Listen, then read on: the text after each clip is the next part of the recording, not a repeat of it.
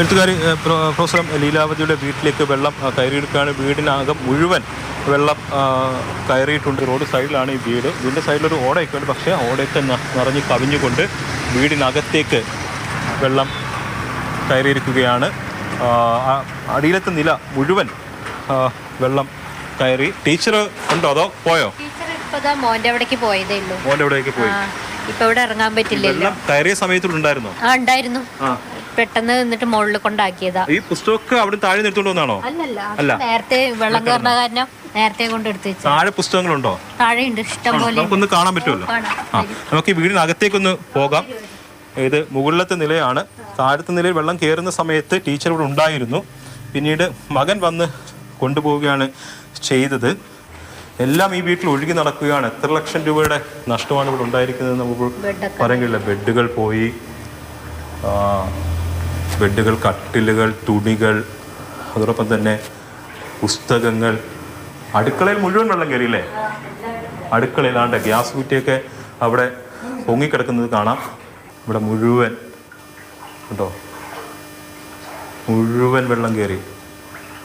പുസ്തകങ്ങളൊക്കെ നിരവധി, ഈ അലമാരിലൊക്കെ സൂക്ഷിച്ചിരിക്കുന്ന നിരവധി പുസ്തകങ്ങൾ, താഴെത്തട്ടിൽ സൂക്ഷിച്ച നിരവധി പുസ്തകങ്ങൾ നശിച്ചിട്ടുണ്ട്. ഫർണിച്ചറുകൾ പൂർണ്ണമായിട്ടും വെള്ളത്തിൽ മുങ്ങിയിരിക്കുകയാണ്. ഒരുപാട് പുരസ്കാരങ്ങൾ പോലും ഇപ്പോൾ വെള്ളത്തിലേക്ക് വന്നിരിക്കുകയാണ്. അയ്യോ, വളരെ ദുഃഖകരമായ ദൃശ്യങ്ങളാണ് ഇത്. വളരെ സങ്കടം തോന്നുന്നു.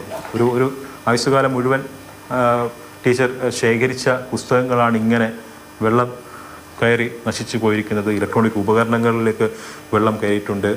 ടീച്ചറിനെ ലാൻഡ് ഫോൺ വിളിച്ചാൽ കിട്ടില്ല, ആ ഫോൺ മുങ്ങിപ്പോയിരിക്കുകയാണ്. ഒരുപാട് കോളുകൾ ഈ ദൃശ്യങ്ങൾ കണ്ടിട്ട് ടീച്ചറിലേക്ക് എത്തുന്നുണ്ടാകാം. പക്ഷേ ആ ഫോണുകളെല്ലാം വെള്ളം കയറി നശിച്ചു. ടീച്ചർ താഴെ നിലയിലായിരുന്നു, എഴുതിക്കൊണ്ടിരുന്ന സമയത്താണല്ലേ പെട്ടെന്ന് വെള്ളം കയറിയത്. അപ്പൊ അങ്ങനെ വേഗം മുകളിലേക്ക് പോയി. മുകളിൽ കയറാൻ പറ്റുമോ ടീച്ചർ? മെല്ലെ കയറാൻ പറ്റില്ല, എന്നാലും മെല്ലെ കയറി മുകളിൽ കിടക്കായിരുന്നു. പിന്നെ മോൻ വന്നിട്ട് അങ്ങനെ പോയി. എന്ത് പറഞ്ഞു ടീച്ചർ? ടീച്ചർക്ക് ഭയങ്കര സങ്കടമുണ്ട്. ഈ പുസ്തകമൊക്കെ വെള്ളം കയറിയത് കണ്ടില്ലേ? അയ്യോ, ടീച്ചർ കണ്ടില്ല. ആകെ ടെൻഷൻ അടിച്ചിട്ടാ പോയിരിക്കണേ. എന്തൊക്കെ അയ്യോ എന്ന് പറഞ്ഞിട്ട്. പെട്ടെന്നാണോ വെള്ളം എത്തിയത്?